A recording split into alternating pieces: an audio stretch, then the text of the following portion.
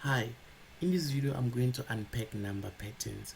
Now this is going to be applicable to all grades from grade 10 up until grade 12, so everyone is welcome to watch. Okay, and I'm also going to be indicating and stating important facts about these patterns. Right now we can call them number patterns from grade 10 up until 11, but when we reach grade 12 we now refer to them as sequences. Okay, but I need you to know that the word sequence and number pattern is the same thing. For example, I can call it a quadratic number pattern, or I can call it a quadratic sequence. It is the same thing. Okay, we're just talking about number patterns.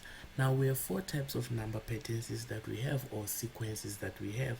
All right, and they are distinct, meaning each has something that is different from the other. For example, arithmetic or linear number patterns have a constant first difference, while quadratic sequences or number patterns have a constant second difference, and the geometric sequences have a constant ratio. Okay, and then these ones, they do not have anything constant. They do not have so here we say no constant ratio and no constant difference.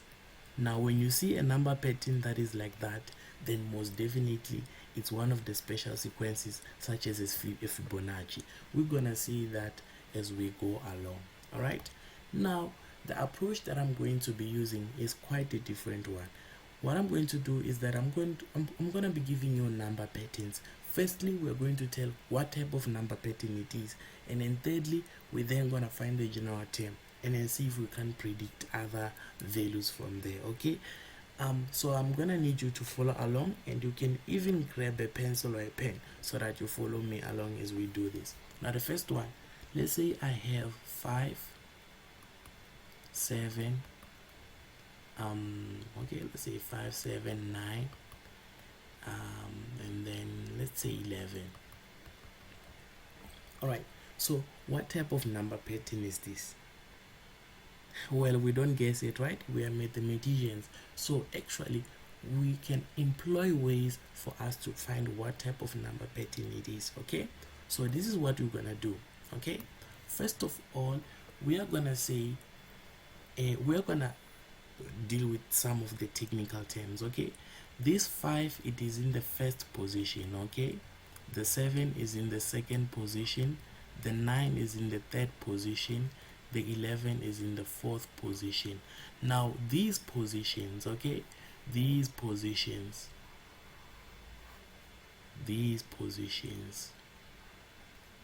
we have a letter for them. The letter N stands for the position. For example, if N is equals to 3, it means I'm talking about what? The third position. If N is equals to 4, it means I'm talking about what? The fourth position. That's what you must know. And then these ones, they are called terms. Okay, these ones, they are called terms. The terms is the value in that position. To say in position 1, what is the value, or how many things are there in that position? That is what you call a term. So the symbol for them is Tn. All right, so all of these are Tn's. Okay, so if I have for example, I'm not gonna write Tn is equals to 5. If I wanna represent 5, I have to say T1 is equals to 5, because N has to be what? 1, so that I say it is in the first position, and then T2 is equals to 7. So I'm saying in the second position I have 7, and true, in the second position I have what? 7. T3 is equals to 9. It means in the third position I have what? 9. And indeed in the third position I have 9. And then if I say T4 is equals to 11, it means in the fourth position I have 11. And true, in the fourth position I have 11. So that's how we represent them in terms of letters. Okay, so now for us to tell what type of number pattern we're dealing with, this is what you always do. This is standard procedure. You are gonna say, what is this term minus that term? You're gonna take the terms that you see but that are following each other, then you subtract them. So you're gonna say, what is this term minus that term. So I am gonna say T2, meaning the value of the term in position 2 minus the value of the term in position 1, meaning 7 minus 5. T2, remember it is 7, T1, remember it is 5. Okay, so 7 minus 5 is equal to 2. Then I'm gonna say, what is this term minus that term? This term is T3, this term is T2. So I'm gonna say, what is T3 minus T2? It is what? As 9 minus 7 is 2. So what does it mean? It means 7 minus 5, it is 2. It means I say 5 plus 2 to get 7. And then 9 minus 7 is 2. It means I say 7 plus 2 to get 9. What do you think will be here? How much must I add to get to this one, to get to 11?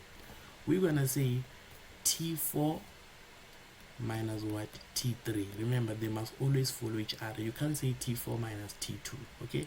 They must always be following each other. So you're going to say 11 minus 9. Right? 11 minus 9. What is 11 minus 9? Is 2. By the way, I'm shortening this. You can actually write it fully like this. T4 minus T3 will be equal to 11 minus 9, and then 11 minus 9 is equal to 2.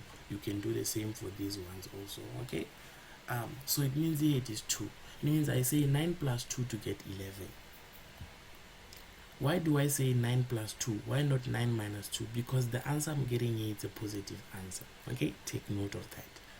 So what do we call these? This row or this line of numbers, we call it first differences. Okay, we call them what? First differences. First means they're in the first row. So these are differences in the first row.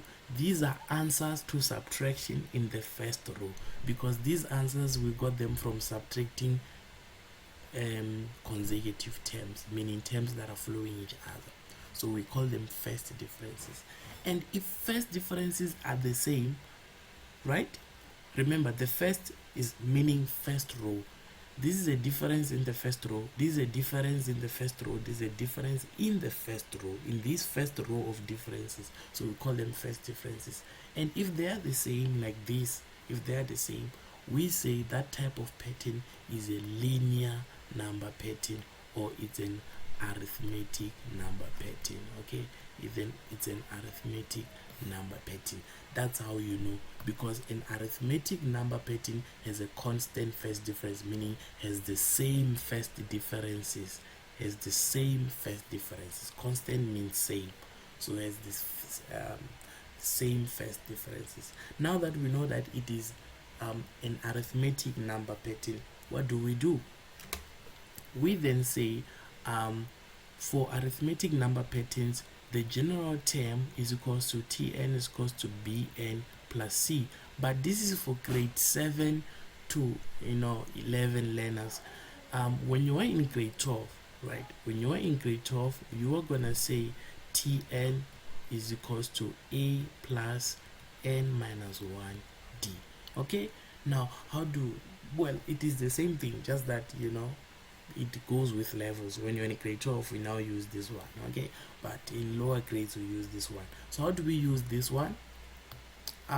This is what we're gonna do. You are going to say B. What is B?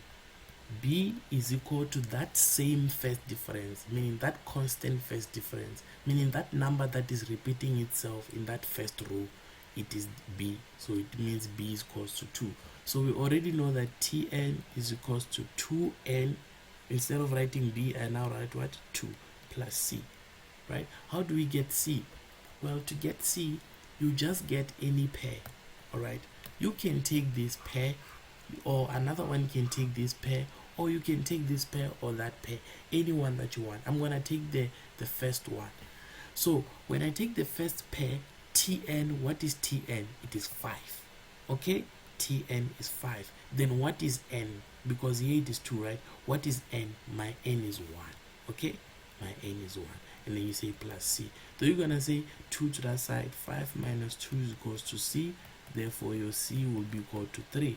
Therefore I say Tn is equals to, what is B? It is 2n. C is plus 3. because it's a positive number. So this is my general term. Okay, we call it our general term. Now, how do I get the same general term using the grade 12 approach? Now, in grade 12, A stands for the first value in the first position, meaning the value in the first position. Okay, so it is the first term. Okay, so remember, these are the terms. So the first term is 5. So you're gonna say my A is equals to 5. What about D? Well, D is the same as B. It is that difference that is repeating itself in the first row. The first constant difference is 2. So you're gonna say D is equals to 2. Therefore, your Tn will be equal to 5 plus n minus 1. D is 2. So try to use brackets all the time. So you're gonna say, you simplify now. You have 5 plus, now remember, you're gonna use the distributive law. You're gonna say 2 times n and then 2 times negative 1. So when you do that, you're gonna say 2 times n is 2n, and then 2 times negative 1 is negative 2. Now you can take this term and start with it and write 2n. Then you say, what is 5 minus 2? It's 3. So you're gonna say plus 3. Therefore, this is your Tn. And as you can see, it is exactly the same thing as this one. Okay, so that's how you find the general term using arithmetic, using that approach. Okay, so this is the type of approach you're gonna use in other videos that I'm gonna have on number patterns. Okay, and then we're gonna be looking at challenging questions as we go along. All right, see you on the next one.